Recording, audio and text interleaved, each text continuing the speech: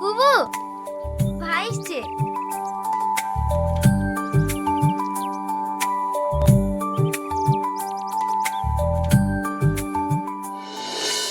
তুমি? হ্যাঁ, খালু শরীর এখন কেমন আছে? আগের থেকে একটু ভালো, মাঝে মধ্যে এরকম হয়। ডাক্তার বলেছে অপারেশন না করা পর্যন্ত ঠিক হবে না।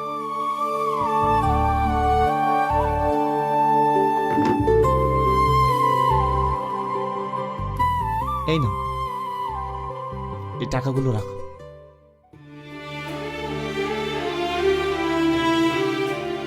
এত টাকা?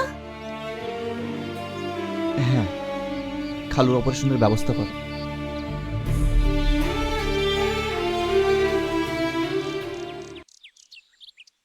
তোমাকে তো ঠিক চিনতে পারলাম না। আর তুমি আমাদের টাকাই বা দিচ্ছ কেন?